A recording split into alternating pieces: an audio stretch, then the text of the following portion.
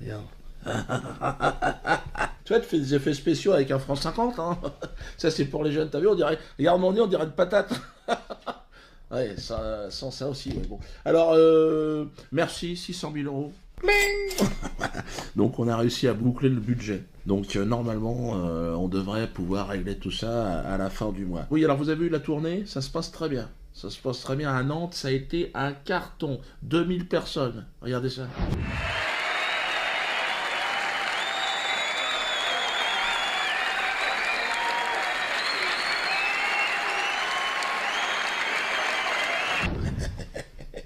Ah, c'est un succès. C'est la première fois dans l'histoire de l'humour, dans l'histoire du one-man show, qu'on réussit à remplir des salles aussi importantes sans aucune promotion.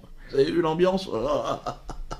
Oui, Dieu non, on sait pas trop ce que ça donne. Est-ce qu'il fait rire les gens encore? C'était comment elle s'appelle, la fille d'SOS Racisme, là? Elle me dit, il fait plus rire personne. Toi, tu nous fais marrer, toi. Merci. Et vous le savez, hein, vous avez vu que la LICRA m'en veut. Hein. Ah, ils m'en veulent, ils veulent absolument les muer. Ils ont un projet d'extermination, hein, en ce qui me concerne. Hein. Un projet de solution finale. Hein. Là, ils en veulent plus. Méthodique, organisé, systématique. Clotilde Chapuis. Chapuis Chapeau, je l'appelle. Elle est complètement possédée. Elle fait un lien entre moi et l'affaire Mera. Alors, vous avez vu dans la vidéo, Chapuis, alors elle me dit que je suis un délinquant. Elle dit que je suis un délinquant. Ouais, parce que j'ai été condamné, je suis un ananas, je suis abricot, touche à mon cul si ça fait de la musique. Apparemment, ça lui plaît pas. Donc, elle est allée voir Juppé, mais qui lui aussi est un délinquant. D'ailleurs, je voudrais lui rappeler. Délinquant, un très très gros, beaucoup plus de gros délinquants que moi d'ailleurs. Ça frôle le grand banditisme. Ce jour-là, il n'a fallu qu'une vingtaine de minutes pour que le destin d'un homme politique bascule. Alain Juppé se présente la tête haute à l'audience. Il en repart abattu, touché. Entre-temps, il y a eu ces mots qui font mouche. 18 mois sursis, inéligible. Il a trompé la confiance du peuple souverain. L'onde de choc est totale, à l'UMP comme à Matignon. Mais bon, moi, il y a une solidarité de délinquants, je l'aime bien, Juppé, en plus, c'est vrai. Je le trouve sympa. Il est archevêque au départ ou maire, je sais plus. Enfin, lui, en tout cas, il trouve que je suis chanteur. Et il a raison. Hein. Je condamne bien sûr les dérives inacceptables dont ce chanteur s'est rendu coupable à plusieurs reprises. Si je n'ai pas de base juridique solide, le tribunal administratif peut annuler l'arrêté d'interdiction et à ce moment-là, la commune, ça s'est déjà produit, peut être condamnée à rembourser à l'organisateur du spectacle le manque à gagner pour le chanteur. Vous voyez, je voudrais éviter cette extrémité. Mais je pense qu'il doit aimer Chouananas, et c'est vrai qu'au niveau de la chanson, Chouananas, Chouabricot, ça a marqué la France. Hein. Même lui, il est au courant. Je suis un chanteur, moi, c'est ma première qualité. Hein. Et lui, il est archevêque. Puis alors, vous savez qu'en plus de ça, Bordeaux, ça tombait bien, je vais aller y jouer, mais vous savez que c'est un pays, enfin c'est une ville qui a été symbole de la traite négrière. C'était un des ports négriers les plus importants, bien sûr. C'est pour ça qu'ils veulent pas me voir. D'ailleurs, il y a une association, le Mémorial pour la traite des Noirs, qui s'est réveillée. Hein. Quand Chapuis, la LICRA a bougé, elle a dit, dis donc, vous foutez de notre gueule, la LICRA, là-haut. Il y a encore tous ces noms de rues, là, qui n'ont pas été débaptisés, avec des noms de négriers. C'est vrai que c'est un peu abusé, les gens sont sur les nerfs. Alors je leur dis, bah faut voir ça avec Alain. Mais comme Alain, il est tenu parce que c'est un délinquant, il est comme moi, il ferme sa gueule. Tu l'as vu même avec un petit chapeau en Israël, l'autre jour, ils ont mis une galette sur la gueule et tout, il est obligé de fermer sa gueule. L'agression d'un juif en France n'est pas l'affaire des juifs seulement, c'est l'affaire des 65 millions de Français qui ne le tolèrent pas. L'antisémitisme est contraire à toutes les valeurs de la France. Lui, il la ramène pas. Ils ont mis la kippa, putain. La honte. Chez nous, les non-juifs, c'est la honte. Quand on te met la kippa, c'est vraiment que t'as vraiment du caca collé au caleçon. Alors, pourquoi la LICRA m'en veut? Alors, je vous explique pourquoi. Parce que c'est Jakubowicz. C'est lui qui m'en veut, c'est le patron de la LICRA, c'est le grand Manitou. Le gars, il est tout en haut. Nous sommes à une situation où les Juifs de France se posent la question de savoir si c'est encore leur pays. Des enfants, des étudiants, des jeunes adultes quittent ce pays en considérant que ce n'est plus le leur. Jakubowicz, dit d'aider la pleurniche. Lui, c'est un marathonien de la pleurniche. Le gars, il peut pleurer 5 heures. Sans problème. Hein. Et puis après, évidemment, à la fin, double saut périlleux arrière, réception sur la caisse enregistreuse. Bah, il sait comment ça marche. Hein. Lui, c'est un sacré numéro. Hein. Jakubowicz, c'est pas un séfarade, c'est un ashkénaze. Donc lui, il est en ligne directe. C'est un descendant direct de déporté. Donc c'est un 5 étoiles. Le gars, il a tous les diplômes. Hein, il a gagné au tiercé. Et il veut pas me croiser. Il se cache maintenant. Mais il m'envoie tous ses sbires. tous ces mecs là, donc Chapi Chapeau, mais c'est des mecs, ils ont 1 euro, même pas, tu vois, et puis encore, il est pas musclé, ils arrivent pas, ils font rien, les mecs, je suis sûr que Chapi Chapeau, elle arrive pas à faire ses lacets, si tu lui demandes, franchement, je suis sûr. Hein. C'est comme Philémon le Thieu, dans le Bas-Rhin, regardez Philémon, parce que lui, c'est trop drôle, regardez-le. Cela fait 2 mois que l'on a écrit à monsieur le préfet pour dénoncer les propos, surtout antisémites, de ce monsieur, qui a 4000 ans quand même, il faut le rappeler, hein, c'est un vieillard de 4000 ans, qui n'a pas évolué dans aucune civilisation et qui prétend partager les hommes pour en faire on ne sait quoi. J'aurais 4000 ans selon cette personne. Qu'est-ce que tu essayes de me dire?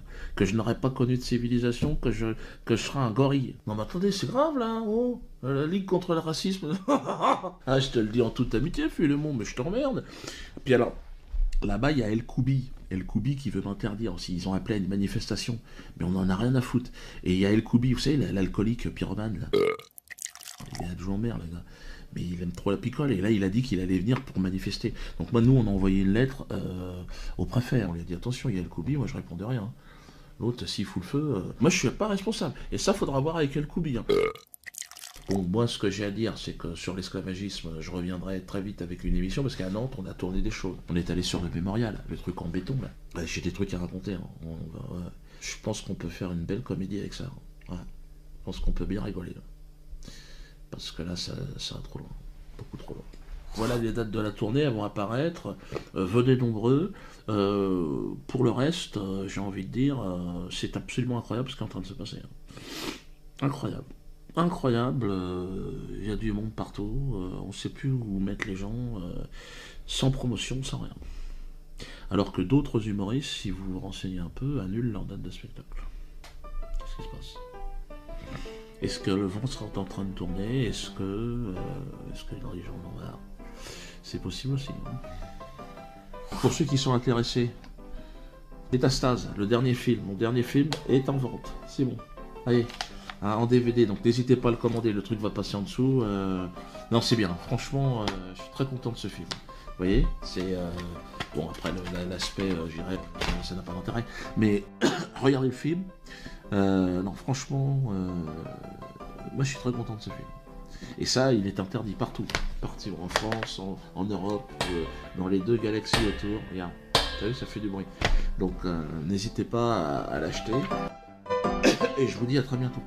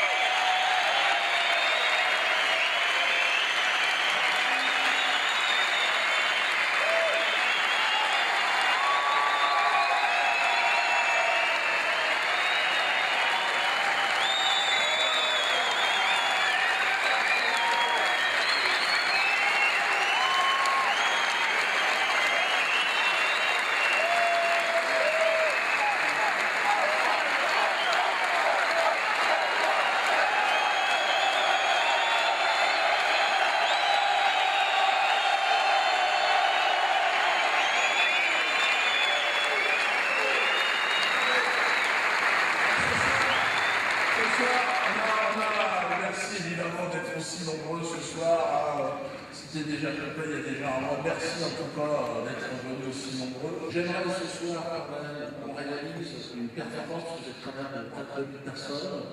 Donc j'aimerais faire le record de Canal. C'est ça.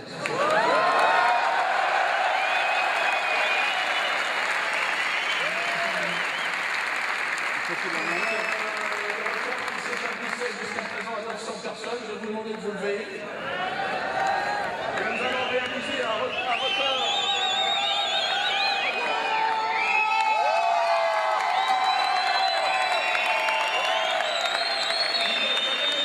Une querelle qui s'adresse à tous les maires de France. Allez, on y va, querelle de 160.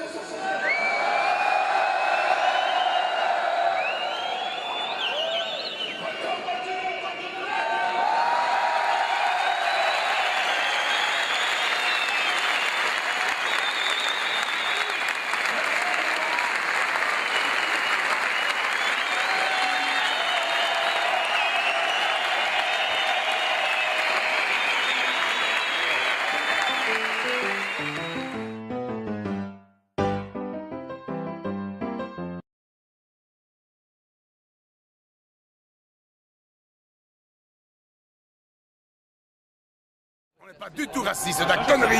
C'est parce qu'ils ont peur de quoi? C'est des frustrés, des névrosés. Voilà ce que c'est tout.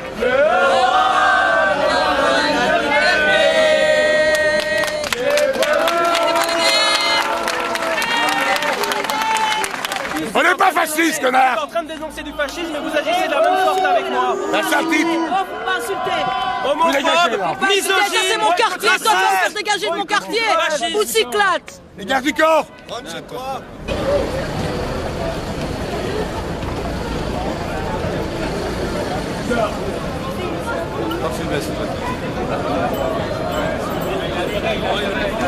C'est l'étiquette qu'on nous colle dans les médias. Antisémite, nazi, xénophobe, homophobe, raciste. Quand on sait qu'en France, par exemple, les juifs représentent 1% de la communauté et qu'on regarde les médias et que la grande majorité des présentateurs sont juifs et qu'on sait qu'ils sont sionistes et qu'ils ont tous le même agenda, ça va pas, c'est pas normal. Comment 1% d'une population peut contrôler autant dans les médias? Après on va nous dire que c'est des complots, c'est des couilles. Moi je m'intéresse surtout à l'influence du lobby juif ici dans mon pays. Ben, ce sont toute une série d'associations, voilà, de personnalités qui ici en Belgique sont peut-être un peu plus discrètes. C'est peut-être un peu plus visible par exemple en France, mais qui sont dans les médias. Par exemple je ne sais pas, vous avez Frédéric Aziza, des gens comme ça, toute une série de journalistes. C'est pas celui qui est mis plus en avant. Strauss-Kahn, voilà, c'est toute une série de personnalités comme ça, c'est tout un réseau. En France, on remarque que le pouvoir est des juifs. Oui. Valls, tu l'as vu quand même, Valls, quand il prête serment à Israël. Alors, qu'est-ce que ça veut dire pour toi, ça? Oui, il est attaché directement, attaché éternellement à la communauté d'Israël, mais pas à la France. Et il est Premier ministre de la France. C'est comme à la télévision, c'est 50% des sionistes, ils vont en prendre plus sur le nez, ça c'est sûr. Et comment vous les reconnaissez, les sionistes, à la télévision? Au discours. Au discours, c'est pas parce qu'ils portent des étoiles jaunes. Non, non. La franc-maçonnerie, n'oublions pas, elle est acoquinée aux juifs. Bien entendu. Quel est le but ultime de la franc-maçonnerie? Reconstruire le temple de Salomon. Ça veut tout dire. Le temple de Salomon, il n'est ni catholique ni musulman. Nous sommes d'accord? Donc ces deux choses sont liées depuis toujours. Le sionisme et la franc-maçonnerie sont liés depuis toujours. Il suffit de voir qui avait porté plainte contre Dieudonné en 2012 à Erstad. Avocat juif franc-maçon. Ça voulait tout dire.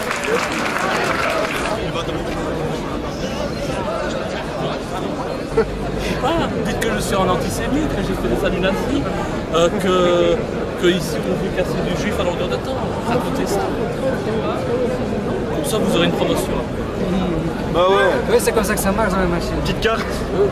Posez-moi la prochaine fois une question intelligente et je vous répondrai, d'accord?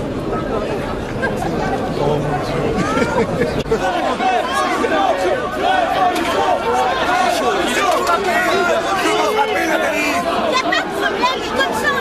Tu t'as pas touché, tu l'as pas touché.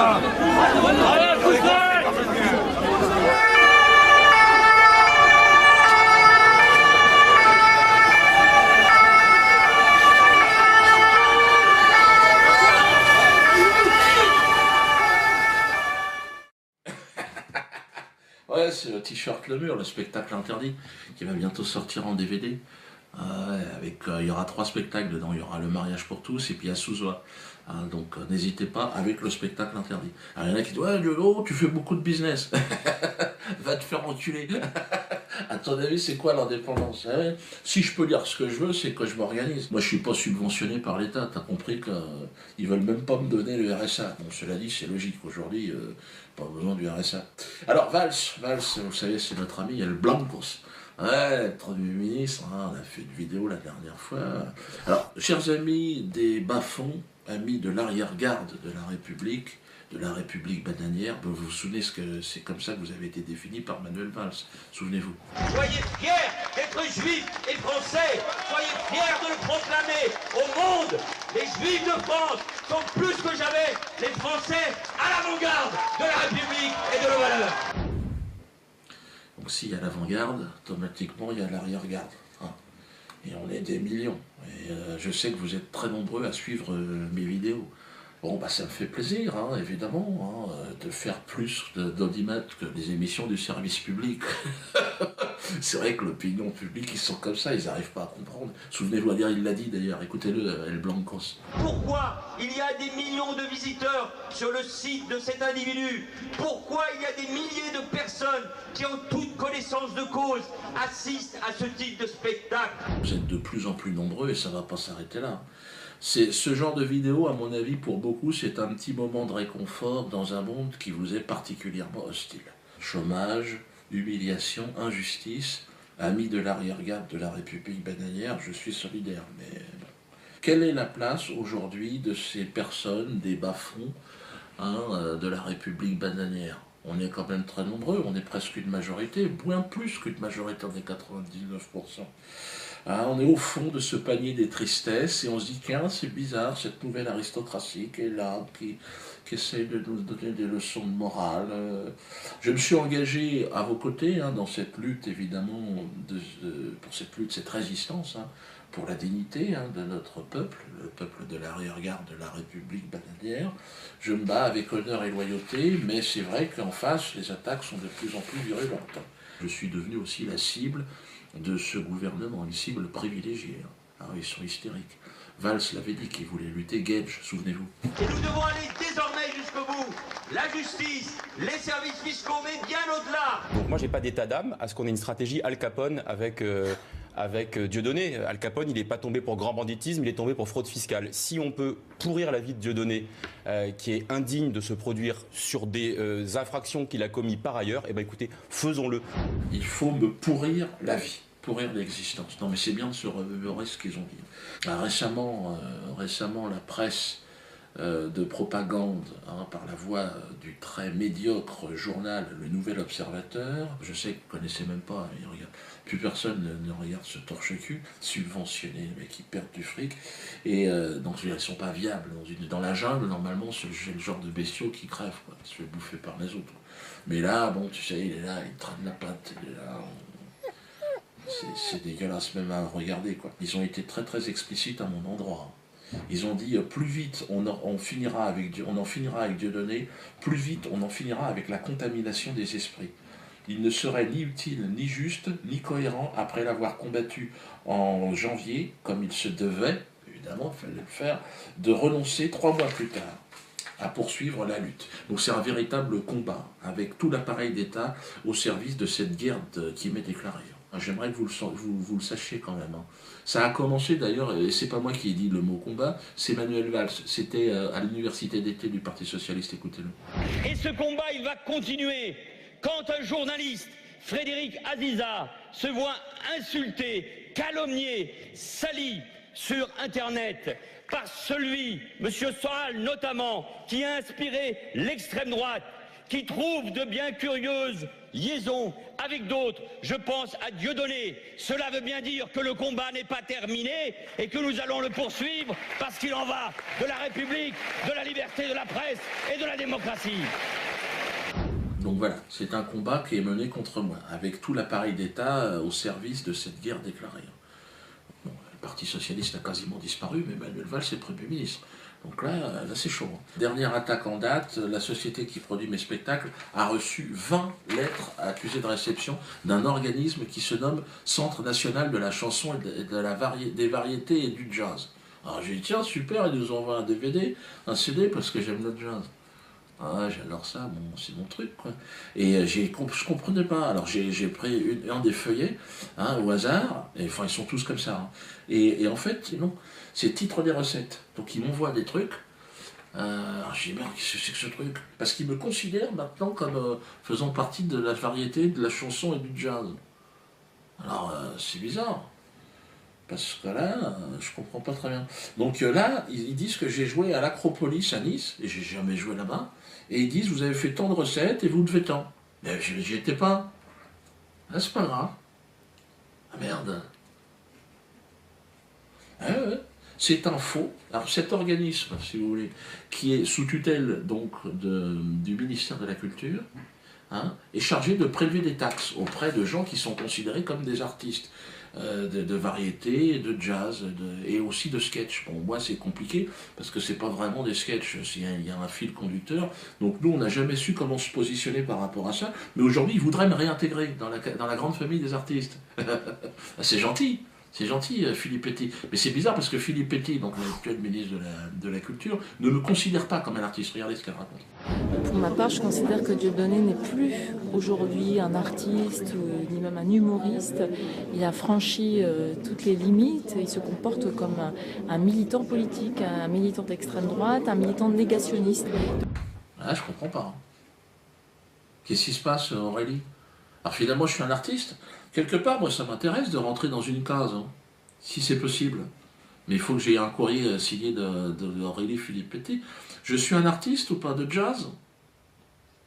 Parce que là, on ne comprend rien à ce que vous faites. Hein. Et puis, Aurélie, c'est un organisme de tutelle. Ça, c'est un faux. Hein. C'est-à-dire que vous m'envoyez des faux officiels.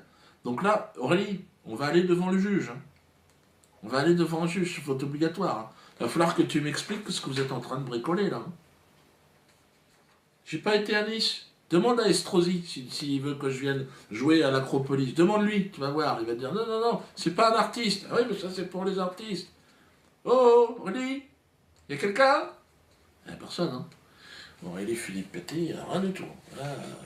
Mais c'est vrai que c'est extrêmement étonnant. Voilà le type, si vous voulez, on se sert de tout ce qui peut exister, si vous voulez, pour faire pression de manière complètement illégale. D'ailleurs, mes avocats préparent une contre-attaque. Manu, tu vas la sentir. Tu vas la sentir. Profites-en bien, les petits fours et les coupes de champagne, là, parce qu'à un moment donné, même moi, j'ai dit non, c'est trop. Ah, c'est trop. En même temps, je leur ai dit, allez-y, évidemment. Mais là, à mon avis, ce qui va t'arriver dans la tronche, c'est quand même du... À côté, les comptes en Suisse, je crois que c'est rien du tout. Hein. Parce que là, on tient un petit truc, ça devrait quand même te plaire. Hein. Et surtout plaire à l'opposition. Je pense qu'ils devraient aimer se servir de ce qu'on va leur donner sur un plateau. C'est dans 2 semaines, 3 semaines. Je ne peux pas en dire plus parce que je laisse la primeur à mes avocats. Ils sont contents, ils sont surexcités. Quand ils pensent à toi, ils voient des choses importantes. Pour eux et pour moi aussi. Donc c'est très très bien comme ça. Alors, je pars en tournée, n'en déplaise évidemment à Manu, hein, à El Blancos. Bon, Manu, là ils sont de plus en plus nombreux. Tous les scores, à chaque fois qu'on va dans une ville, on n'avait jamais fait ça jusqu'à présent. Donc là on continue avec Le Havre, Rennes, Brest. Donc ça sera cette semaine, donc dépêchez-vous. Strasbourg la semaine prochaine, Mâcon, Saint-Étienne, Clermont-Ferrand. De toute façon, tout va s'afficher, hein. Dépêchez-vous. Lyon, alors évidemment, alors la sortie de la BD aussi. Je vous l'avais promis la semaine dernière, elle est là. Ça fait un bout de temps que vous l'attendez. Cette BD, je l'ai écrit avec Alain Soral et Zéon, et c'est le tome 2. Au-dessus, c'est le soleil. Au-dessus, il n'y a personne. Donc celle-là aussi, profitez-en tant que c'est encore autorisé, parce qu'à mon avis, ils vont essayer d'interdire cette BD aussi. Hein. Tout ce que je vous propose est interdit, sachez-le. Ce t-shirt, c'est interdit. Ce t-shirt, le mur. Spectacle interdit 3 fois par le Conseil d'État. Donc, ce sont des pièces uniques, des pièces de collection quasiment. Donc même les collectionneurs, même ceux qui ne m'aiment pas, investissez là-dedans. Une pièce comme ça, sur le marché noir dans 20 ans, c'est 14 000 €. 14 000. Une BD comme ça, 150 000 €. Diodo, il faut qu'elle soit signée. C'est vrai qu'il faut qu'elle soit dédicacée. Donc démerdez-vous pour les faire dédicacer. Sinon, elles ne sont pas identifiées. Moi, je vais faire vendeur d'art. De toute façon, demandez à Philippe Petit. De toute façon, elle vous a dit, je ne suis plus un artiste. Je suis aujourd'hui un vendeur d'art. Au niveau politique, ça bouge aussi pas mal. Hein. Au niveau politique, il y a des gens... Ah ben, il y a évidemment en Belgique. En Belgique, Laurent Louis, vous le connaissez quand même. Laurent Louis. Ah là là les amis, qu'est-ce qu'ils nous en font baver ces politiciens depuis des années. Qu'est-ce qu'ils prennent un malin plaisir à se foutre de notre gueule à longueur de temps. Ça fait des années qu'ils nous mentent, ça fait des années qu'ils nous promettent monts et merveilles, et à part des emmerdes et des taxes, on ne voit rien venir. Alors il est temps aujourd'hui de leur mettre une belle quenelle, je pense que c'est très important. Nous en avons tous marre de la politique actuellement. On a envie de politiciens qui nous représentent, de personnes qui apportent des solutions plutôt que toujours venir avec des problèmes. Alors, le 25 mai, il sera temps, en France et en Belgique, le moment sera venu de leur mettre une belle quenelle, très important. Il faudra tous se mettre à l'heure de la quenelle le 25 mai, tant aux élections européennes que fédérales et que régionales, surtout en Belgique. J'espère qu'en France, bientôt, un mouvement Debout les Français pourra se lever également. Alors, il y a une spécialité qui a pris beaucoup d'ampleur en France, c'est la quenelle. Cette quenelle, nous avons aussi essayé de la mettre à la sauce belge, avec pas mal de succès. Et c'est pour ça donc qu'à Bruxelles, moi je vous invite à soutenir un maître quenellier qui se présente comme tête de liste à la région, c'est Arnaud Tellier. Viens Arnaud, viens. Maître quenellier. Bonjour à tous. Et alors, nous avons un deuxième maître quenellier à l'Europe, lui c'est Abdeslam Lagmiche. On y va? Bonjour à tous. Non, lui ne fait pas la quenelle. Non. Pas de quenelle? Si on veut. Ah ben voilà, ça y est, c'est bien. Il a appris la leçon. Alors, le 25 mai, votez tous Debout les Belges. Pensez aussi à moi dans le Hainaut si vous le voulez bien, tête de liste à la Chambre. Et mettons-le une bonne raclée, une bonne quenelle qui la sente bien. Et au revoir.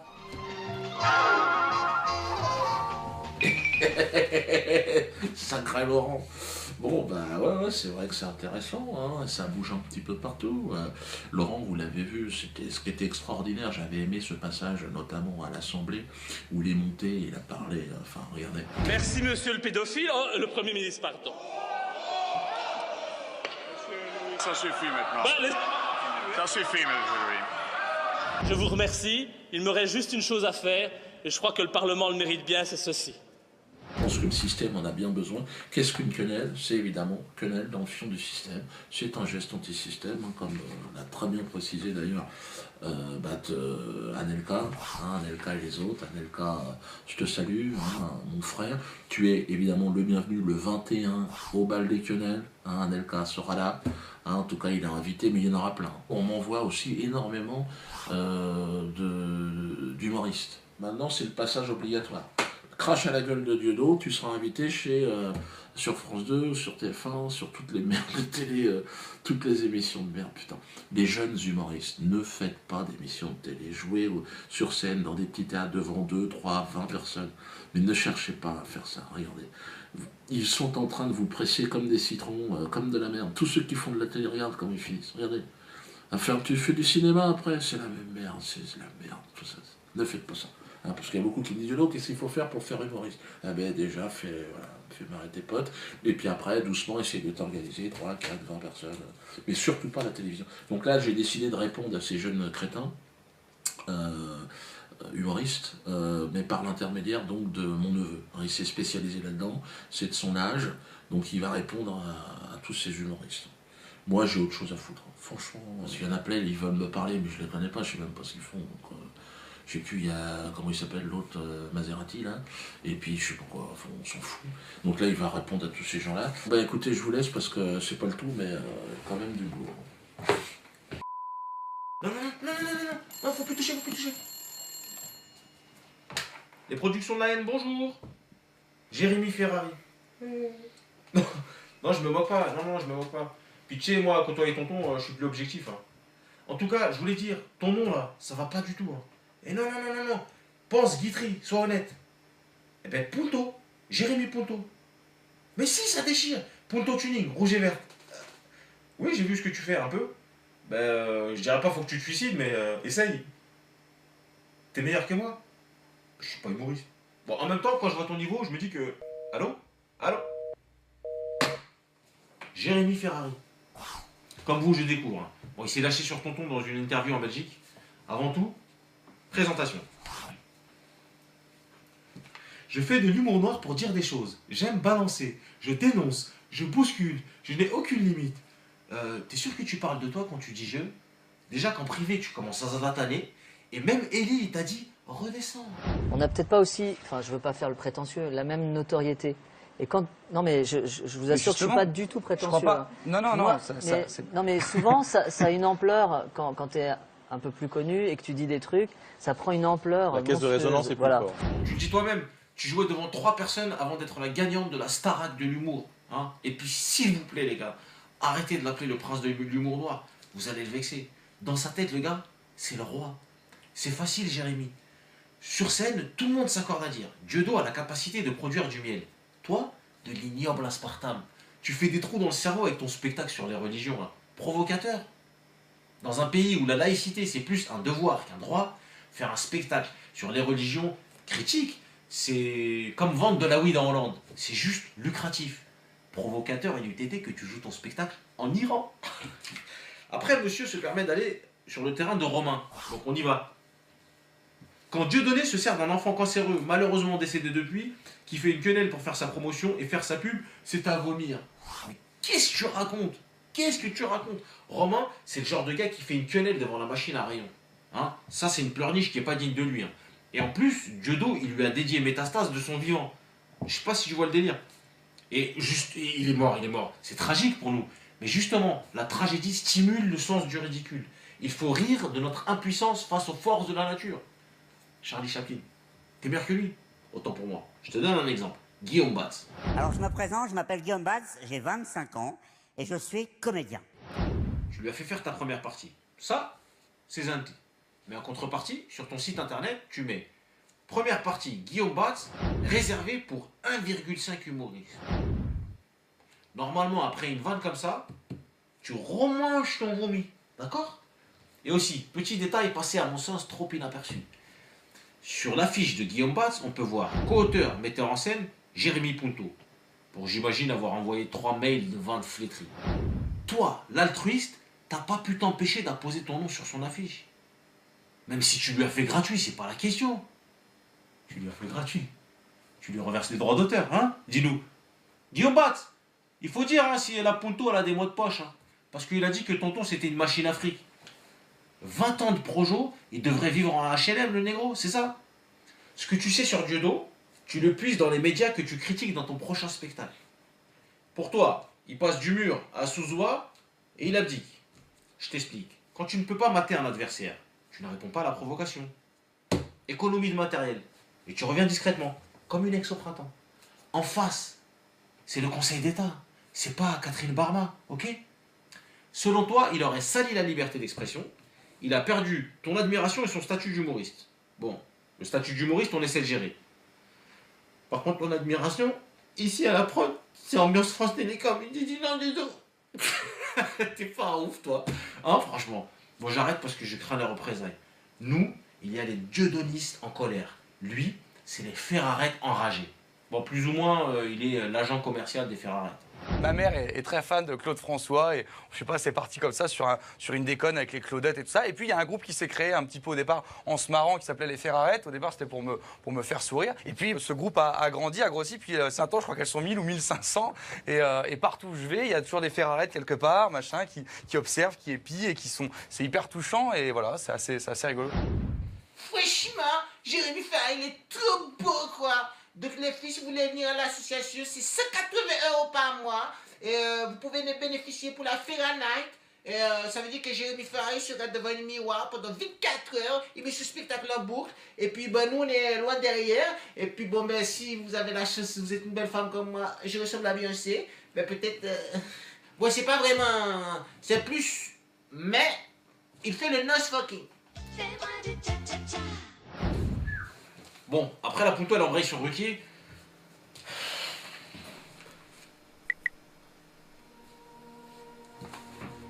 Laurent a été sensationnel avec moi. Il s'est battu pour que je puisse dire ce que j'avais à dire. Il m'a défendu, il m'a aidé, il m'a conseillé, il m'a fait grandir. Je lui serai éternellement reconnaissant.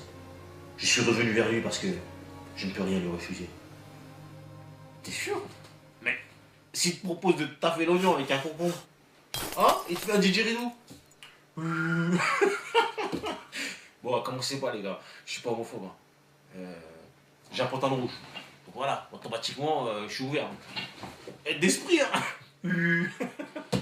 Bon, j'ai mes ripuntos là. Même avec moi, les clashs, j'oublie ça. C'est le printemps, moi j'ai de l'ouvrage au potager. Personne ne veut te parler ici, d'accord? Et puis apparemment, t'es ceinture noire en truc de chinois. Donc ring, tatami, oublie ça. Combat drôle. Si t'es chaud mon copain, je t'enfonce une dent dans l'œil. Infection. Le chicot de prolo, c'est plus méchant qu'une grève de moelle.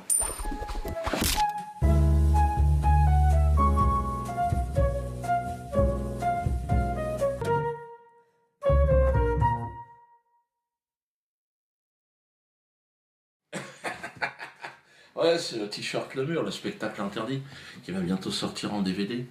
Il y aura 3 spectacles dedans, il y aura Le Mariage pour tous et puis Asouzoa.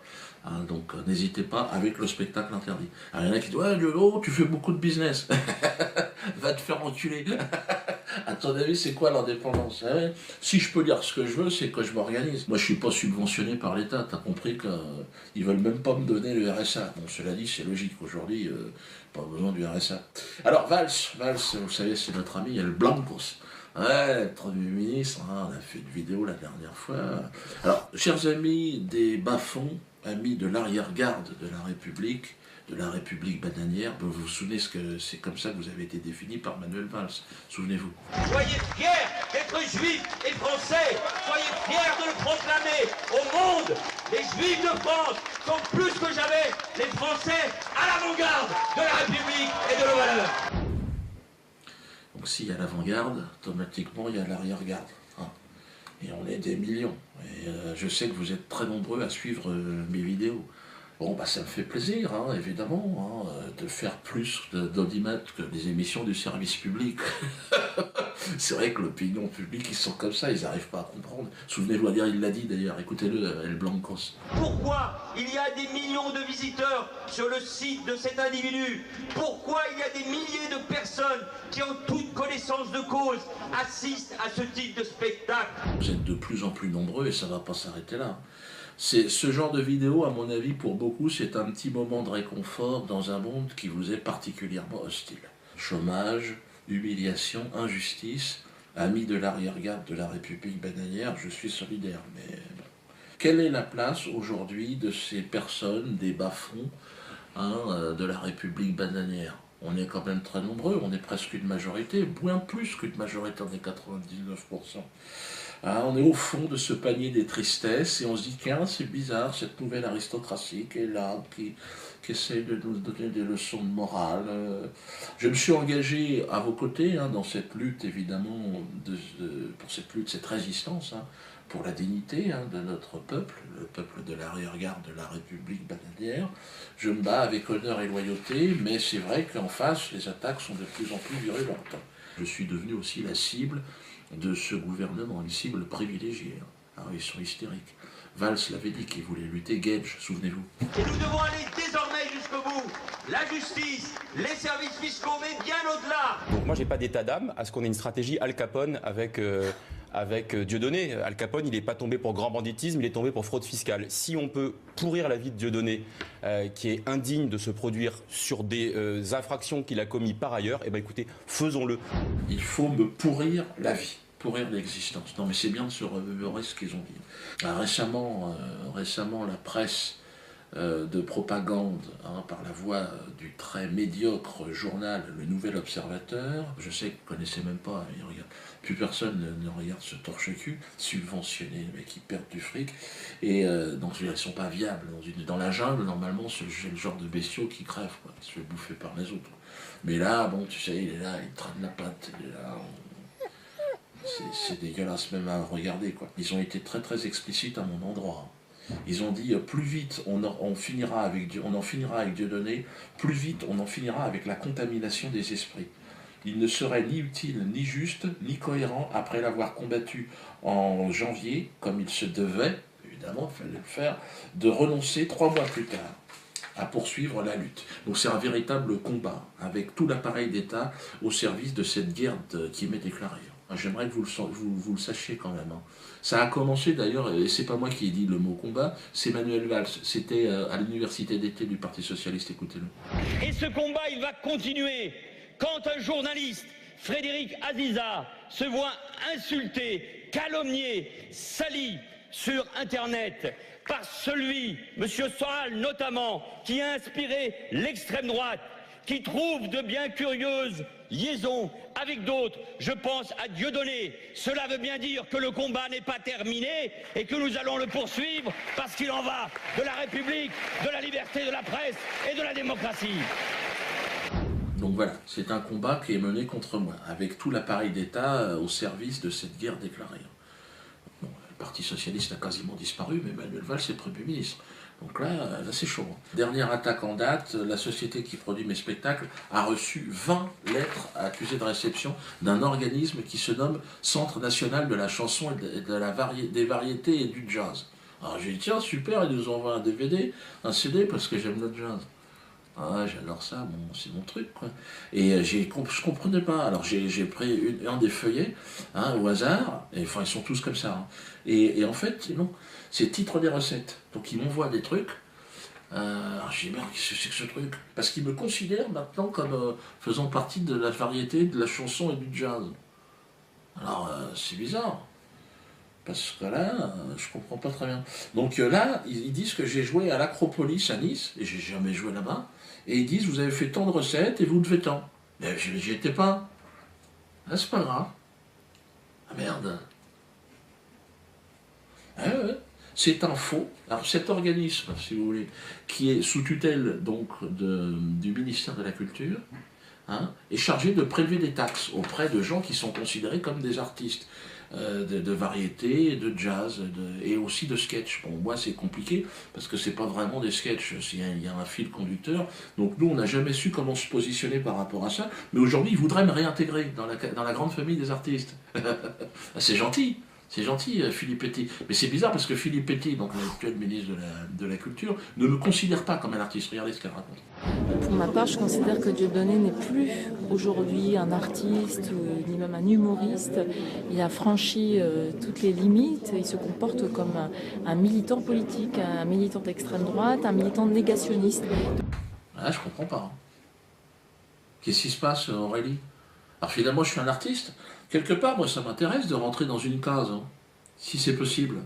Mais il faut que j'ai un courrier signé d'Aurélie Philippe Petit. Je suis un artiste ou pas de jazz? Parce que là, on ne comprend rien à ce que vous faites. Et puis, Aurélie, c'est un organisme de tutelle. Ça, c'est un faux. C'est-à-dire que vous m'envoyez des faux officiels. Donc là, Aurélie, on va aller devant le juge. Amis internautes, bonjour, bonsoir, toujours pareil sur Internet, l'espace-temps, l'espace... allez, ferme-la. Alors, je suis là. Vous l'avez vu, je suis là, il y a un peu de soleil, là, non, c'est bon. Non, ça, malgré une volonté farouche, j'ai un vent contraire extrêmement fort. Au niveau de la haine, là, j'ai une haine force 6-7 sur l'échelle de Forisson, comme on dit. La tournée se passe super bien. Génial. Mais regardez.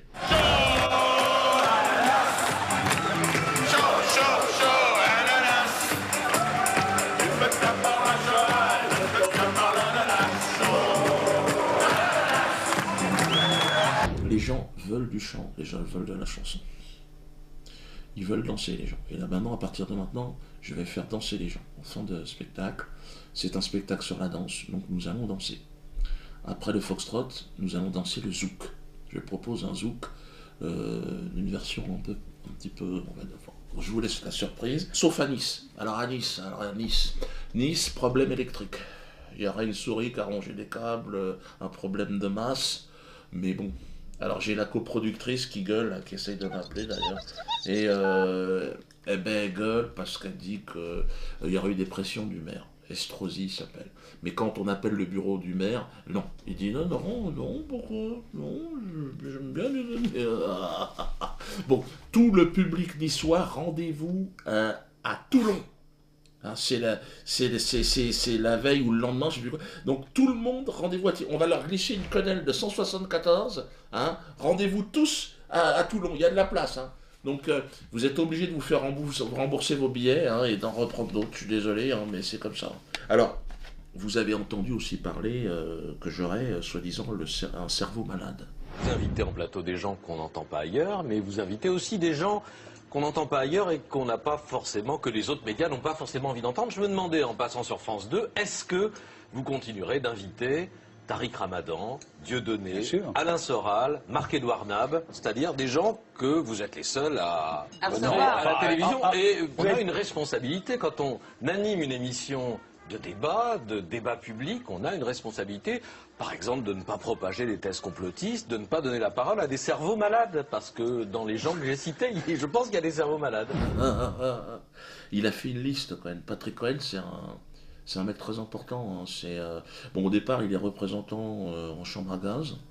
Hein, maintenant, c'est accessoire partout en Europe, discrétion assurée. On a l'impression que là, qu'il y a des gens qui viennent dans mon émission pour dire que les chambres à gaz n'ont pas existé. Ça n'est jamais arrivé. Je dis qu'il y a des complotistes. Vous savez ce que c'est, les complotistes, les conspirationnistes. Et que le complotisme, ça finit généralement. Vous avez l'habitude de ce genre de débat. Mais là, il a un peu quitté sa fonction première et il veut la peau de Tadei. Il s'est fixé une mission de faire virer Tadei de service public parce qu'il lui reproche d'inviter des non-juifs, sans autorisation. Donc là, lui, il a dit non. Hein. Tadei a dit merde, j'avais un tampon de la Poste. Il dit non, ça suffit pas la Poste, qu'est-ce qu'on a à foutre de la Poste? T'es où, toi? Chacun doit penser ce qu'on veut, mon Patrick. Non.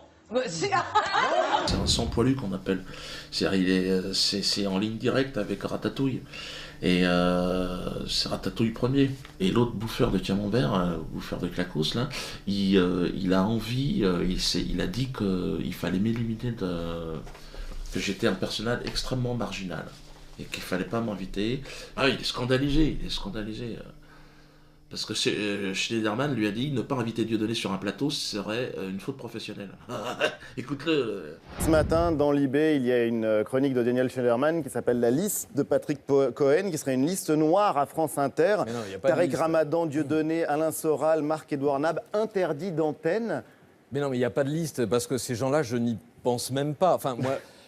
dans ce métier, on entend beaucoup de choses, hein, mais penser qu'un jour on pourrait écrire que ne pas inviter Dieudonné sur un média grand public, c'est une faute professionnelle. Une faute professionnelle, c'est ce que dit Daniel Schneiderman. C'est hallucinant. Mais on débat de quoi avec Dieudonné? On fait un débat sur quoi? Est-ce que les chambres à gaz ont existé? Est-ce qu'il y a un complot sioniste juif qui dirige le monde? Et on met un rescapé d'Auschwitz en face et puis on fait un débat avec Dieudonné? Enfin, mais de quoi on parle? Alors, il voulait me foutre face à un déporté. Je veux pas, moi, ça va pas ou quoi? Je vois pas ce que je pourrais dire à un déporté, moi.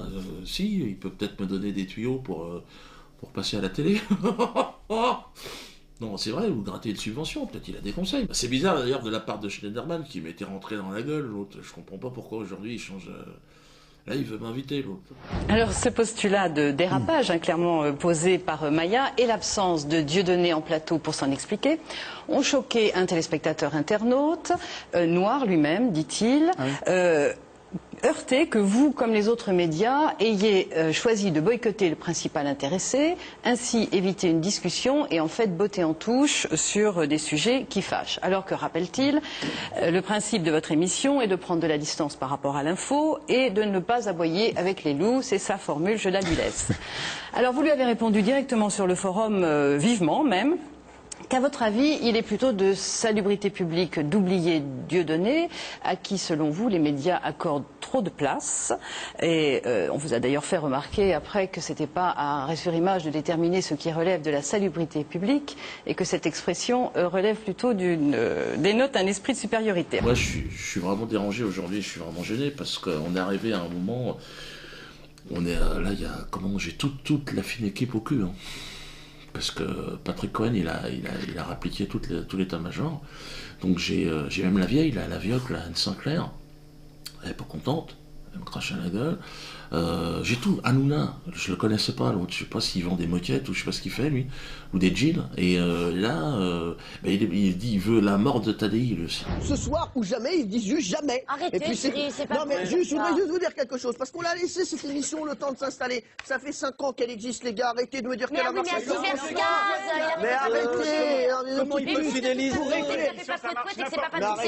Pour éclairer un petit peu le téléspectateur, ça n'a jamais marché sur France 3. Arrêtez de me dire que ça a marché. Ça faisait au mieux 7% de part de Mais marché. vous pouvez pas laisser une émission intelligente une fois dans le PAF. Non, et en plus, mais 7%, c'est une catastrophe. Cyril, arrêtez, c'est une catastrophe. Ça n'a jamais marché, oui. Et il y a Patrick Timsit, il m'avait comparé à Hitler. Vous saurez, si vous allez voir le spectacle de Dieudonné, entre Alain Soral et Forisson. Donc vous serez dans la ligne. Donc renseignez-vous. Moi je suis inculte, mais regardez votre culte. Non mais googlisez, vous verrez. Et là, c'est justement Dieudonné était formidablement drôle. Dieudonné a tué un comique qui est Dieudonné pour être aujourd'hui le Dieudonné qui malheureusement, même s'il est drôle sur scène... Aujourd'hui, il est drôle. Oui, il est drôle, mais sauf que... Ces blagues n'ont rien à voir avec ses amitiés négationnistes. Ses positions racistes et politiques. Oui. Oui, mais alors à ce moment-là, je reprends la phrase. Est-ce que Hitler, il faut reconnaître le talent de peintre d'Hitler ou pas? Non, mais c'est ça. Et la question était posée. Je crois que c'est vraiment très doué comme peintre. Je ne sais pas, mais je me pose la question et je vais vous dire, je m'en fous. Un type site, là, il m'a étonné. Hein. Ouais, il est allé loin. Moi, en tant qu'humoriste, je me fixe des limites, merde. Alors, franchement, je pense qu'il peut concourir cette année pour les Tunnels d'Or. Hein. Franchement, vous avez vu ce qu'il a fait? Regardez ce qu'il fait. Regardez ce qu'il a parlé. Il a parlé d'Hitler. Dépasser les limites, c'est toujours un vrai danger dans votre discipline. Je trouve d'ailleurs, il y en a un qui a franchi la limite depuis longtemps, c'est Dieudonné. Vous en savez quelque chose, puisqu'il y avait eu cette petite réponse, Patrick Timsit. En 2011, vous l'aviez comparé à Hitler au cours d'une interview. Il a réglé ses comptes avec vous l'avez vu ça? Non, la semaine dernière, comparé à Hitler dans un spectacle, en fait, Hitler était un génie. devant 2000 personnes. Hitler était un génie. C'est un génie.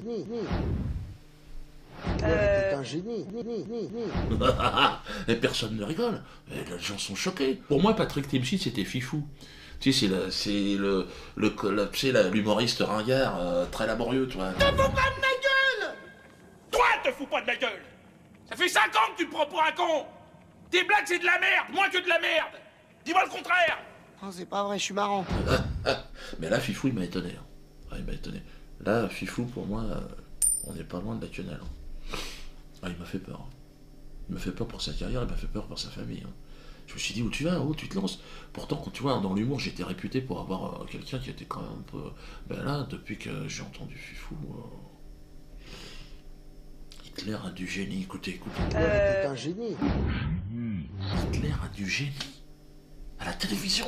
J'étais sûr qu'il allait plus avoir de boulot, le mec, qu'il allait être censuré un peu partout. Non, il est partout. Je pensais qu'il allait être arrêté. Je m'attendais à voir même le GIGN arriver, sur scène, sur le plateau. Je me dis, mais qu'est-ce qu'il fout? Et puis non, il travaille, il bosse parce qu'il a un génie, quelque part. Et depuis, je me suis dit, mais si Patrick nous dit, Hitler a du génie, pourquoi? Je me suis intéressé à la politique du national-socialisme. J'ai regardé, je me suis dit, je vais regarder. Hitler était un génie. Un génie. Hitler était un génie. On est en période de crise, plus personne n'a à bouffer, c'est la merde, on est au bord de la 3e guerre mondiale. Donc je me suis dit, peut-être, et c'est vrai qu'il y a des... Et c'est vrai, Patrick a raison, t'as un doute. Mais moi, j'irai pas jusque-là.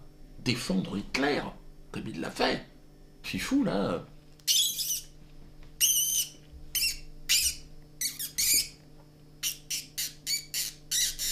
C'est-à-dire que là, il explose les plafonds, là-bas, il s'est déboîté un ressort. On est où les gars là-haut, Patrick? Et là, toutes les associations, vous avez vu, non, ils la foutent, on s'en fout, ça. Mais bon, vous imaginez, regardez toutes ces images des camps de concentration, tout ça. Il y a eu des problèmes quand même. Est-ce qu'on peut dire aujourd'hui que Hitler, regardez... Hitler était un génie. Hitler était un génie. Un génie. Voilà. Patrick, regardez encore ces images. Hitler était un génie. Hitler était un génie. Hitler était un génie. Hitler était un génie. Hitler était un génie. Arrête, enlève ces images. J'ai envie de... Alors parlons technologie, parlons Twitter. Alors Twitter, je suis sur Twitter, très important. Parce que là, vous avez vu que mon Facebook, ils l'ont fermé. Hein. Attention les gars. Hein, d'ailleurs, il y a un nouveau Facebook, il va apparaître là. De toute façon, on en fera un toutes les semaines. Et puis diodosphère.com. Diodosphère.com, c'est très important, parce que c'est le nouveau site, il y aura tout dessus. On continue à englisser des quenelles de 14, des quenelles épaulées. À un moment donné, je pense qu'il y a toute une génération comme la mienne qui est un peu, qui se cherche un peu. La question noire en France et son histoire traumatique est relancée par les propos de l'humoriste Dieudonné. Lors d'une conférence de presse en Algérie, il compare la Shoah à une pornographie mémorielle. Je crois que ce qui est grave, c'est cette concurrence des mémoires. Or aujourd'hui, il y a un combat légitime, effectivement, que les mémoires de l'ensemble des populations qui vivent en France soient aujourd'hui reconnues. Mais ce combat, aussi légitime soit-il, ne peut pas se faire au détriment de l'exclusion d'une atrocité telle qu'a été la Shoah. Je n'ai jamais associé le drame de la Shoah à une pornographie mémorielle. Je n'ai jamais dit ça. Le dérapage de l'humoriste, considéré par certains comme antisémite, anéantit en une phrase le combat qu'il mène depuis des années. Les historiens, eux, réclament de la sérénité pour mener leurs travaux de recherche, car quand l'histoire est prise en otage, elle est récupérée. Ce qui est intéressant, c'est pourquoi Dieudonné a été entendu. D'ailleurs, ce sont aux Antilles, parce que les concerts qu'il a fait notamment en Martinique ont relativement marché. Ça a eu un écho dans la société martiniquaise qui nous interroge, qui nous fait réfléchir. En France aussi. Ce qu'il faut quand même comprendre, ce qui est une réalité, je fais des films. Quand je vais en télé, là c'est simple, c'est discuter avec vous savez ce que c'est qu'une responsable de programme, case documentaire, et que vous parlez de la colonisation ou de l'immigration. Sur l'immigration, on vous donne un budget 3 fois plus petit. Ça, c'est de la discrimination directe. Donc on vous dit, ça va pas être cher le film. C'est sur les immigrés. Les images coûtent moins cher puisque c'est des immigrés. Ça, vous avez déjà vu une image Chalina qui coûte moins cher parce que c'est des immigrés? Mais on n'a pas besoin de peindre. Ça fait voilà, facture en moins. on me l'a demandé. Je te l'ai raconté, on m'a demandé de coloriser des images dans un film parce que ça faisait un peu triste l'histoire de l'immigration. De les coloriser, ça donnerait un peu de couleur. Et quand vous travaillez sur la colonisation, on vous dit, oh là là, il faudra la cure de directeur de chaîne, ça va être problématique, on va montrer des crimes super complexes. Donc, conclusion, ça fait 30 ans que nos citoyens, nos concitoyens, les téléspectateurs n'ont pas vu à 20h45 ou à 20h50 un grand documentaire dans ce pays, à part sur la guerre d'Algérie, mais c'est une guerre, c'est pas un processus colonial. C'est-à-dire s'il n'y a pas un Nuremberg à Nuremberg, il n'y a pas la possibilité pour un enseignant d'enregistrer une cassette et de la montrer à ses élèves. Il n'y a pas de moyens de production audiovisuelle dans ce pays pour une auto-censure des médias. Donc, qu'est-ce qu'il dit Dieudonné? Il arrive là-dedans, il dit, on ne parle que de la Shoah, on ne parle que de la mémoire juive, et on ne parle jamais de la mémoire antillaise, africaine ou maghrébine. Vous avez vu, la télé est l'exemple parfait de ce que je démontre. Démontrez-moi le contraire. Et bien, quand on vous pose la question et que vous devez démontrer le contraire, vous n'avez rien à dire. Peuple de France, merci. 480 000 €. C'est la somme que vous m'avez prêtée. Oui, 480 000 €. J'étais, il y a encore quelques semaines, acculé, vous le savez, au bord de l'expulsion. Je ne savais pas si j'allais être obligé de repartir au Cameroun, je ne savais pas si j'allais me priver de ma nationalité française. Ruiné, humilié, digne, certes, et résigné, j'attendais la brimade, les coups de fouet fiscaux de nos maîtres, de nos geôliers. Et puis, peuple de France, vous m'avez tendu la main. Je resterai à jamais votre obligé. Merci, merci. Vous savez, c'est plus facile pour moi d'encaisser les coups, finalement. Je m'aperçois sur le plan émotionnel que de voir cette gratitude. Oui, Jésus est ressuscité, il est vivant. En vous et par vous, il s'est exprimé à moi. Vous m'avez redonné confiance en l'homme. J'ai quelques témoignages d'ailleurs assez poignants, des lettres qui me sont parvenues toutes plus bouleversantes les unes que les autres, comme ce courrier d'enfant. Je ne savais pas, je voyais une écriture un peu maladroite sur l'enveloppe, et puis ce billet froissé à l'intérieur de 5 €. Je me suis dit, mais qui? Une classe de 5e qui s'était cotisée pour m'aider. J'en fus bouleversé. Il y a aussi cette femme qui a reçu son héritage, 28 000 €, et qui m'a prêté cette somme. Il y a, et j'en passe. Nous avons à présent 3 semaines. Vous savez que ma femme a apporté l'enchère à 551 000 € plus les frais. Ça fait 600 000 € que nous devons rassembler en 3 semaines. Les banques, évidemment, nous ont dit que, hein, aux ordres de Jérusalem, enfin de Tel Aviv, excusez-moi, Jérusalem étant un territoire palestinien, les banques, évidemment, nous ont refusé. 600 000 €, il nous manque donc aujourd'hui 120 000 €. Donc, n'hésitez pas à vous rassembler autour de nous, de moi, de ma famille. Merci en tout cas, encore une fois, à vous. Alors, je voudrais terminer sur un événement, une chose qui m'est importante, qui m'est très chère aussi. J'ai été bouleversé par l'attitude belliqueuse de ce milliardaire juif Alain Veil. Si, ce maniade des médias, président du groupe Nex Radio TV, le nom est aussi nul d'ailleurs que ses radios, qui a définitivement perdu son sang-froid. Tiens-toi, Alain Veil, tu dis n'importe quoi. Après s'être fait le champion 2012 de l'islamophobie, par la voix de sa radio poubelle RMC, après avoir craché à la gueule du petit français, du petit blanc, hein, éternel raciste, éternel délateur, il traite aujourd'hui les Noirs de tous les noms. Ouais, nous sommes devenus la cible d'Alain Veil et de sa radio poubelle. Pour RMC, le fait que je me fasse traiter de sale nègre est tout à fait normal. Mais écoutez plutôt. Moi, je comprends pas, parce que on parle on parle sur les Juifs, sur les Arabes, sur les Noirs. Moi, à titre personnel, hein, j'ai envie de vous dire, je suis d'origine africaine, protestant. Aujourd'hui, moi, je suis fan d'un humoriste que je ne vais pas nommer, mais voilà, qui a été antisémite. Dieudonné, bah dites-le, on est dans les GG. Dieudonné, bon, si on est dans les GG, on va tout dire. Moi, j'ai sa page Facebook. Si vous regardez le nombre de personnes qui le traitent de sale nègre, qui vont l'assassiner, qui brûlent en enfer, etc., ces gens-là, c'est sur Facebook et pourtant c'est encore plus régulé que Twitter, hein, attention, parce que Dieudonné a eu des vidéos qui ont été enlevées de Facebook, etc. Ces gens-là n'ont jamais été, comment dirais-je, pris à partie ou autre. Je vais aller même plus loin, vous prenez le Bétard, qui aujourd'hui est considéré quand même comme une organisation terroriste. Oui, mais attendez, Floyd, je suis pas sûr que l'exemple Dieudonné soit le bon, parce que on n'a pas à le traiter de sale nègre, mais on a envie de dire, il l'a un peu cherché aussi, puisque lui-même a été très provoquant. Rappelons qu'il a fait quand même monter sur scène un révisionniste qui a été condamné par l'État français.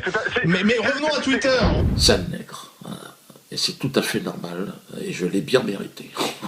Alors, je lui réponds évidemment à Alain Veil que le nègre, il t'emmerde. Il t'emmerde, Alain. Attends, il faut savoir se tenir. Est-ce que moi je te traite de sale youpin, par exemple? Je pourrais le faire. Tu l'aurais bien mérité. Mais je sais me tenir. Je veux dire, il faut qu'on arrive à vivre ensemble. Aimez-vous les uns les autres, si possible. Si c'est pas possible, bon, on voit ce qu'on peut faire. En précisant évidemment que tu l'as bien cherché, hein, et tu le sais d'ailleurs. Mais cette haine viscérale du nègre, Alain Veil, va encore plus loin aujourd'hui avec l'affaire Nafissatou Diallo. Écoutez, c'est absolument hallucinant. Je suis très étonnée parce que connaissant un peu les décisions que l'on voit américaines, je trouve que c'est très très peu. Et donc ça me fait vraiment douter. Alors on saura jamais ce qui s'est passé. Ça veut dire qu'elle serait pas si blanche que ça. Enfin, si c'est vrai que lâcher, si tu veux, lâcher à 1,5 million de $, quand on sait ce que les juridictions... Diallo, c'est énorme. Hein. Ouais, mais quand on sait ce que les juridictions américaines ont tendance à donner des dizaines, des centaines de millions de $, 1,5 million de $, c'est pas beaucoup. Je me demande si... Je sais pas, je veux dire, c'est peut-être épouvantable de dire ça, mais c'est une chance, elle a dit c'est une chance pour sa fille. Elle a touché aussi de l'argent parce qu'elle a été accusée d'être une prostituée par un journal américain qui a été obligé de payer. Donc ça lui a déjà fait de l'argent. Et je me demande, c'est horrible à dire, si c'est pas ce qui lui est arrivé de mieux. Ah, bah effectivement. Non, il n'y a pas de prix d'un viol. Oui, Maria, d'accord. Sauf qu'on ne sait pas s'il y a eu viol. Sauf que c'est pas non plus totalement on sait bien qu'il s'est passé quelque chose. Sinon... On ne peut pas dire qu'être violé est une chance. Je n'ai jamais dit ça. Personne ne dit ça. Il n'empêche que pour lui, c'est une chance. Non, mais le destin de cette femme est extraordinaire. Le destin de cette femme, il y a un an, C'était une femme de ménage qui gagnait 1000 euros. C'est que, pardonne-moi, c'est un conte de fées. Non, c'est pas un conte de fées. Non, c'est inadmissible ce que tu dis. Excuse-moi. Dans un pays où il y a 200 viols par jour, tu peux pas dire ça. Excuse-moi. Elle avait menti pour rentrer dans ce pays. Elle a changé toute sa vie. Non, mais alors, c'est un conte de fées. Donc, tu es en train de dire que c'est un conte de fées. Attends, elle a menti pour rentrer aux États-Unis. Non, c'est pas Non, c'est exagéré volontairement. C'est très moche, woman. En l'espèce, c'est quand même un tromblon extraordinaire. Conte de fées. Elle a rien pour elle. Elle sait pas lire, pas écrire. Elle est moche comme un cul et elle gagne 1,5 million. Voilà. Selon Alain Veil et RMC, donc sa radio, cette merde, Nafissatou est une pute qui a gagné au loto. Hein. Elle s'est fait violer par le juif Dominique Strauss-Kahn, son copain, qui fait partie de la même mafia. Mais c'est ce qui lui est arrivé de mieux, à Nafissatou. Elle ne sait pas lire, pas écrire, elle est moche comme un cul. Hein, et elle a gagné 1,5 million, c'est quand même extraordinaire cette histoire. Merci Alain Veil. Et toi tu gagnes combien, Alain Veil, en racontant tes conneries racistes et ordurières avec ta radio poubelle. Alors, elle ne sait pas lire et écrire. D'ailleurs ça me rappelle un truc, ça c'est le Bernheim. Hein, c'est pas le grand rabbin, hein. Bon, tu me dis, c'est la même chose, c'est le grand rabbin. Mais là, c'est un autre, c'est un riche producteur juif de Genève. Et regardez ce qu'il avait dit. Moi, je vous ai parlé de Dieudonné. Je sais pas ce qu'il fait, j'aimerais bien savoir ce qu'il fait.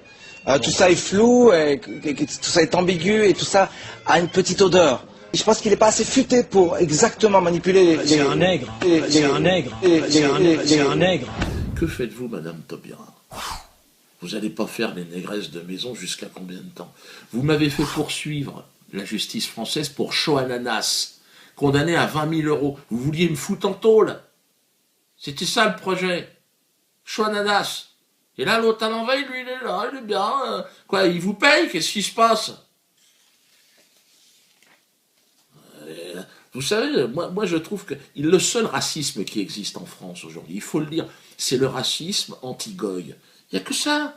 On est victime de tout. J'ai même été menacé. Ils voulaient me frapper. Regardez Thierry Lévy, le Goebbels de l'équipe. Là, regardez-le, l'autre. Il veut me faire friter. Il veut qu'on me shoot dans la rue. Regardez-le, écoutez-le. Ne vous réfugiez pas derrière une liberté d'expression qu'au fond vous ne respectez pas.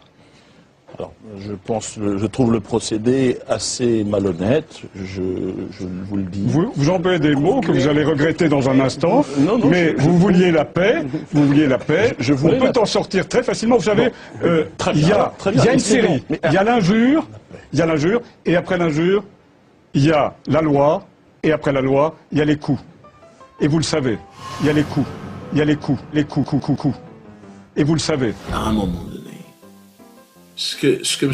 Alain Veil est en train de faire, est-ce qu'il ne faut pas, au-delà de tout ça, lui mettre au moins un avertissement, pour le neutraliser? Vous voulez me neutraliser, moi, mais bon. Bref, je serai en tournée dans toute la France, hein. Donc venez nombreux, ça va me permettre aussi de pouvoir rembourser, évidemment, tous ceux qui m'ont prêté de l'argent. Donc je serai un peu partout, voilà. Bon, évidemment, aimons-nous les uns les autres, si possible.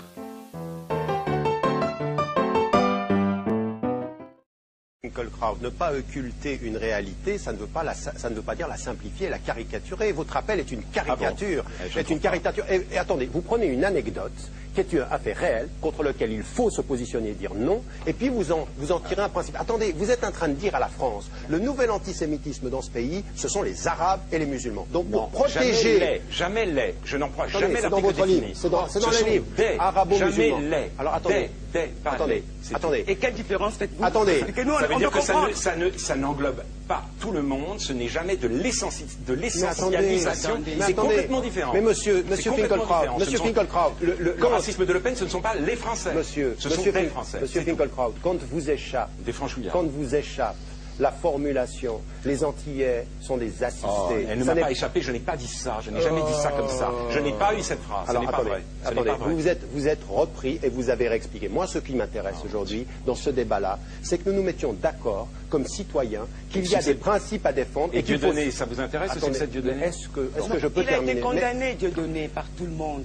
Pas aux Antilles, précisément. Pas aux Antilles. Pas aux Antilles. Il a été reçu comme un prince. C'est quand même un problème. Est-ce que vous le condamnez, Tariq Ramadan? Dieudonné. C'est quand même un problème. Je ne suis pas du tout, je vais commencer par là, je ne suis pas du tout dans l'attitude de condamner des hommes. Cet homme a tenu des propos qu'on a apparemment. Non, je la défendre. Et Dieudonné, ça vous intéresse aussi cette Dieudonné? Est-ce que je peux terminer? Il a été condamné, Dieudonné, par tout le monde.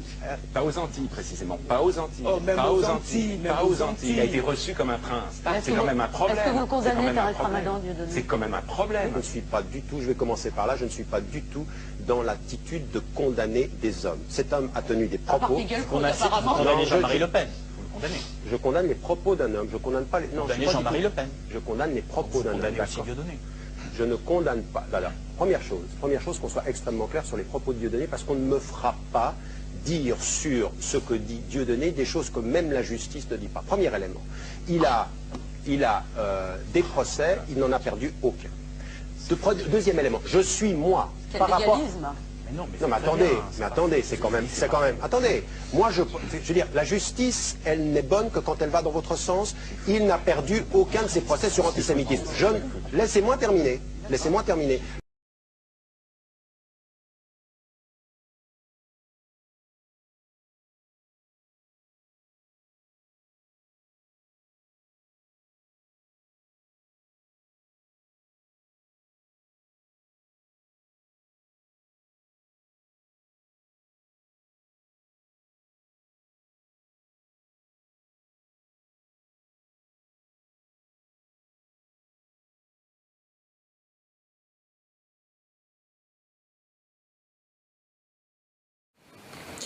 Mes amis, mes frères en humanité, les temps que nous vivons sont graves. Ces temps couronnent l'avènement du charlatanisme, de la corruption, de la fausseté, des intrigues et des petits manèges de cour. Une nouvelle monarchie s'est sournoisement accaparé le trône de France. Vulgaire, médiocre, prétentieuse, sans génie et sans dignité, elle monopolise la parole et organise la censure de la pensée. Sans pour autant l'assumer d'ailleurs. Regardez Valls, ce pauvre ami, regardez-le. Si c'était à refaire, je le referais pas, je le referais pas, je le referais pas. C'est-à-dire que le cerveau ne suit plus. Le mec, il ne sait plus. Si c'était à refaire, je ne le referais pas. Regardez-le encore une fois, regardez. Si c'était à refaire, je le referais pas, papa. Mais ferme ta gueule définitivement, putain. El Blancos. Il n'y a pas assez de Blancos ici sur ce bar? Il n'y en a pas. Alors comme ça, t'es tranquille, pas de Blancos. Alors, allons-nous nous laisser, mes amis, privés, allons-nous nous laisser priver sans réagir de cette ultime et indispensable liberté de penser? Pour mieux nous tromper, ces nouveaux monarques pleurnichards, sans grande imagination, comptent encore et toujours, évidemment, sur les médias d'État à leurs bottes. Presse, radio, télévision, ils ont fait de moi, d'Alain Soral et de quelques autres, je ne vais pas tous les citer, les épouvantails de la République.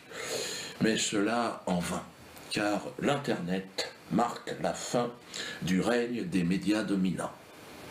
J'en parle avec d'autant plus d'amusement qu'ils me sollicitent nuit et jour, ces médias, pour les aider à faire un petit peu d'audimat, parce que ça devient difficile.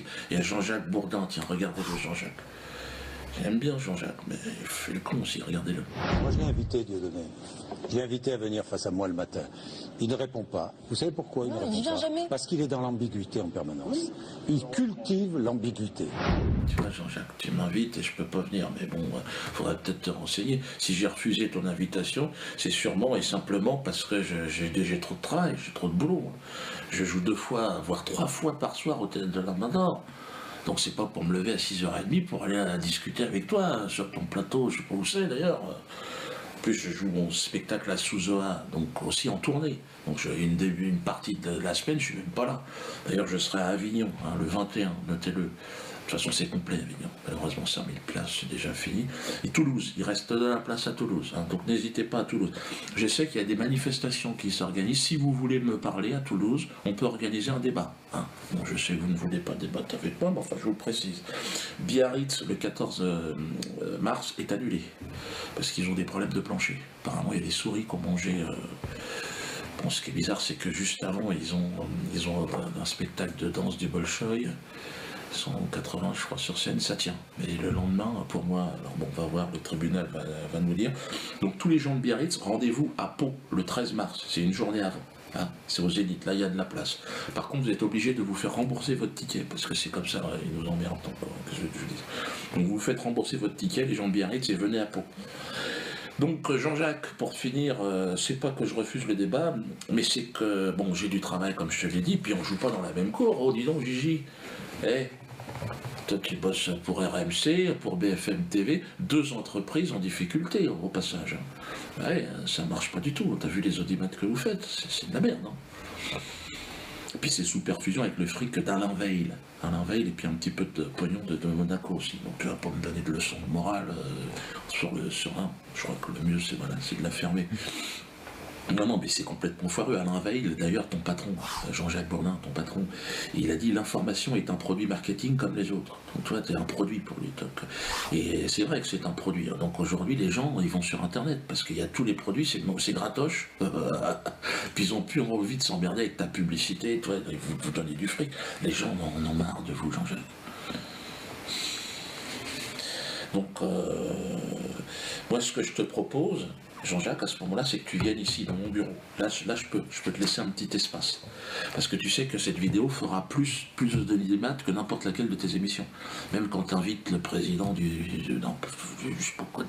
d'Israël, ou d'autres, enfin, peu importe. Mais ici, tu es sûr que si tu as un truc à vendre, si tu veux changer de carrière et faire un truc sur Internet, et que tu n'es pas de patron, ben, tu viens ici, tu peux lancer ton truc. Moi, je suis prêt à discuter avec toi. Mais c'est normal que ce soit toi qui viennes, hein, parce que c'est logique que je joue à domicile, puisque c'est moi le plus performant. Hein, dans une société normale, c'est comme ça que ça se passe. Hein. Donc il y a un petit coup de pouce que je peux te donner. Donc combien de temps réfléchis, c'est une invitation, mais elle est limitée dans le temps. Alors pareil, Caroline Fourest, elle me traite de tous les noms, homophobe, antisémite. Donc, bien sûr, là, je suis quasiment devenu une sorte de numéro 1 dans la matière. Il me manque plus que cannibale, pédophile, islamiste, chrétien. Donc je t'invite aussi, Caroline, hein, si tu as un bouquin à vendre, bah, tu viens là, et puis ça sera plus vu que toutes tes émissions, de toute façon. Pareil. Puis les gens sont attendus. Alors je suis pas sûr que ce soit exactement ton cœur de cible, hein, le public visé, mais bon, en tout cas on garantit ta sécurité, ici. Après, une fois que t'es sorti, tu te démerdes. Il a financé son dernier film avec le régime iranien.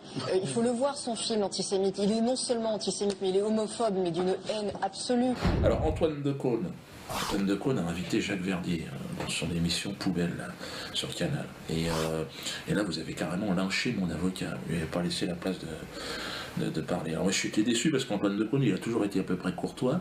Et puis là, je ne sais pas ce qui lui est arrivé. Il s'en prend à moi. Bon. Alors sur le terrain de l'humour, bon, on ne sait pas parce qu'il a 60 ans ou 75 ans, je ne sais plus exactement l'âge qu'il a, Antoine Decaune, mais il n'a jamais été bon.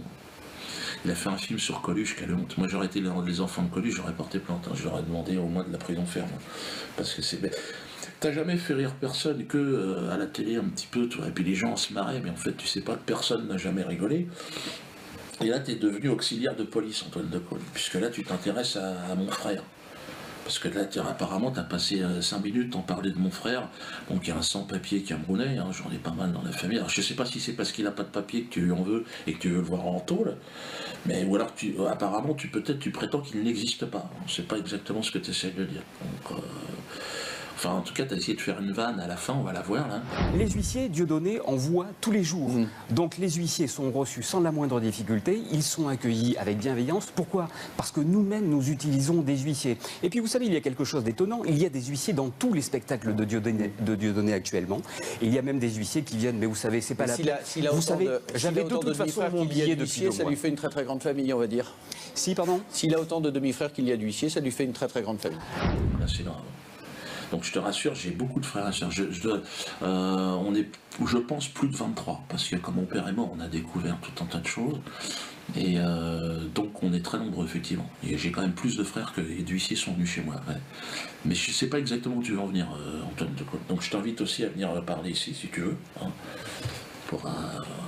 en toute courtoisie, hein, pour savoir ce que tu penses, si que ta place dans la police aujourd'hui, ton évolution de carrière, qu'est-ce que tu veux faire, si tu veux mener des enquêtes sur ma famille, tout ça, sur le plan fiscal, si tu veux mettre le nez dans les comptes, je t'ouvre tout à fait mes bulletins de paie, tout ça, pour que tu puisses après parler dans ton émission de ce qui se passe. Hein. C'est dur, hein. J'ai vu à ton regard, tu crois même pas, même toi-même, tu sais que c'est de la merde ce que tu fais depuis le départ. Parce que tu es d'une famille, tu as une noblesse, je crois, au départ, et je crois que tout le monde a honte de toi. Et toi-même, tu le sais au fond. Parce que t'es pas bête, Antoine. Mais bon, t'as raté ta vie, quoi. Alors, le spectacle, le mur. Donc 43 €, ça sera le DVD. Alors beaucoup me disent, oh, tu nous l'as pas envoyé. Non, je peux pas parce que il n'est pas terminé le montage. Vous aurez d'ailleurs, parce que beaucoup disent, oui, c'est cher, non, mais vous aurez 2 spectacles. Il y aura le spectacle Le Mur, le spectacle La Souzoa. Vous aurez également le spectacle Le Mariage pour tous, dedans. Et puis vous aurez une surprise. Une sorte de truc, je peux pas en parler. Mais ça vaut le coup. Hein. Donc n'hésitez pas, donc tout va apparaître ici. Et soyez, alors le spectacle interdit donc en vente. Hein. Donc on a trouvé un système juridique pour le vendre. Donc n'hésitez pas, hein, vous pouvez vous le procurer. Michael Bedos, ou Fernand Bedos. Alors lui, il m'a parlé de moi, il faudrait que je lui réponde. Non, je te répondrai pas, Michael, parce que déjà j'ai pas à te parler. Je répondrai à ton père. Je veux ton tuteur légal. Moi, j'ai pas à discuter à un mec qui s'est fait choper encore là par la patrouille. Je sais pas quoi t'as insulté, je sais pas qui. Pas si tu te drogues, tu t'encules. Bon. Et donc moi, ce que je veux, c'est parler à ton tuteur légal. Et pour te répondre, je vais faire parler mon neveu. Hein, c'est normal. Hein, les vieux avec les vieux, les jeunes avec les jeunes. Donc c'est celui qui est derrière la caméra. T'es prêt? Mais tu t'en fous, tu verras. De toute façon, tu peux pas être plus mauvais que lui. Allez, viens. Vas-y. C'est rien. Allez, comment ça marche cette caméra? Ah, attends. Vas-y, prends ma place. Tu veux mes lunettes? Voilà. Ah, Manu, Internet... Arrête de faire le con, attends, je te fais les réglages, là. Ouais. Ah, putain, attends, voilà. Moi, je regarde. Alors, attends, bouge pas. Non, parce que c'est le truc qui... Ah, c'est bon. Voilà. Attends, bouge pas. Merde! Oh! Je suis obligé, les lunettes. Alors, bon, déjà, très important. C'est pas moi qui ai tiré sur les huissiers, hein, d'accord? Alors, Nicolas Bedos. Je préfère commencer par ça. Sérieusement, je ne cautionne pas ni les procès, ni le récent cyberacharnement que tu as subi. Hein. Ouais, cyber, par contre. Bah, tu reçois des clics, nous des claques. Clic-clac. Vas-y, enchaîne. Alors, l'humoriste préféré des Français, Dieudonné Mbalam, Voratanga Nambala. Tonton a fait 14 spectacles. Auteur, metteur en scène, interprète. Tu vois où je veux en venir? Le respect, papy. C'est parce que tu ne respectes pas le travail d'un autodidacte que je vais te pisser dessus. Enfin, et aussi, il faut être honnête, parce que tu t'en prends à moi. En tant que spectateur de Diodo, moi j'en suis, avec nous, t'es pas un petit. Et aussi, mon père est entier. Et en rentrant de vacances, t'as dit des entiers qu'ils étaient des autochtones oisifs. Gratifiant, il eût été que tu le dises avant de partir. Tu emploies le mot oisif. Toi, un mec qui raconte lui-même qu'il s'est drogué avec l'argent des autres pendant sa vingtaine. Toi, l'idiot qui appelle autochtones les descendants d'un peuple déporté d'Afrique vers les Antilles par des blancs. En parlant de blancs, je sais que d'une personne malade, on dit « Ah, qu'est-ce que t'es blanc, mon frère ?» Je sais aussi que tu t'adonnes à cette pratique des métrosexuels en manque d'amour-propre qui est la séance du V. Mais être blanc n'est pas une maladie. Pourquoi vouloir me ressembler ainsi? Accepte ta condition, Mickaël. Après avoir traité Diodo de sale antillais, vicieux, tu l'as gratifié d'un breton inculte. Tu es seul derrière ta tablette. Laisse-moi te poser une question. Sifocat. Tu ne sais pas. J'ai des potes dans la restauration. Apparemment, une addition sur 2, il se prend une quenelle. Ça reste à vérifier. Donc les gars, quand vous le croisez, n'hésitez pas. Sifocat. Bon, pas la table de 8. Je crois qu'il va serrer. Moi, c'est vrai, je ne sais pas compter. Mais ceci, comme tu le sais, est la résultante de la médiocrité de notre système éducatif. Hein. Oui, j'ai grandi en cité. Pas lui. Mais tout le monde n'a pas la chance de grandir avec une cuillère en argent dans le cul. Cela dit, je connais quand même un peu des petites choses et je sais que la liberté d'expression est un des fondements de la démocratie. Ça, j'ai compris. Et les spectateurs de Diodo aussi, ils ont compris ça. Et je suis déçu quand même que dans cette boîte de crayons de couleur, tu aies choisi le plus petit crayon. Tu vois, le mec de cité, rongé par l'usure. Tu l'as singé. Voilà. Bon, à la fois, quand on a sa version de votre relation, moi je te comprends. Bedos. Non, mais c'est une gonzesse, mon frère. Là, quand je vois Bedos, ses manières, moi, je bande. Non, non, non, c'est pas gay quand je baisse Bedos. Non, il est la femme. Il est sage. Viens ici, fous ta gueule. Mets le string, va là-bas. Il est sage. Non, par contre, il est pas sage quand il fait qu'on crache à la télé, là. Ça, c'est pas bien, fils de... Mon frère. Oui, bien sûr, on a craché dessus, tout le monde. Mais pas avec la bouche. Dans ma cité, à Clichy-sous-Terre, Bedos, nous, on l'appelle, c'est Michaela. Et me voilà. Michaela, j'aime bien que les femmes blanches aient fait les tresses africaines, là. Fais ça, s'il te plaît, ça me donne chaud, t'as vu? Ayant reçu malgré moi un limpide enseignement sur le conflit palestino-israélien, je salue ton courage pour avoir à ta manière soutenu un peuple autochtone en détresse. Venant d'un bankable fashion vaurien du PAF, il fallait en avoir. Je m'étonne donc que toi, aspirant quenellier, fasses une descente d'organes en direct avec préméditation, à la télévision française. Mais t'étais pas en after au baron, meuf. Bedos, c'est le nom de ton père, pense-y quand tu écris. Au lieu de prendre tes responsabilités et soutenir la liberté d'expression, rejoindre ainsi les justes que sont Jacob Cohen, Éric Zemmour et consorts, ou fermer ta gueule, prompteur à l'appui, tu décides de suivre ton ego d'ex-tox en manque de buzz et étaler sur le plateau du Nutella, cette fameuse pâte à tartiner, plus d'huile que de chocolat, un produit industriel, polluant qui rend la société malade. Le goût est bon, certes, quand tu ne connais pas le travail d'un artisan ou d'une maman. Bref, je te prends en débat quand tu veux, parce que le patron il est du travail, Europe 1, oublie ça. PS, petite salope. Comme c'est bon de rire, merde. Quand tu veux, je te mets la misère, aux échecs, au billard ou à la boxe. Tu remarqueras que j'ai choisi des sports nobles. En effet, pour un gosse de riche, se faire fesser par un prolo devrait certainement pimenter le boudin entier que tu vas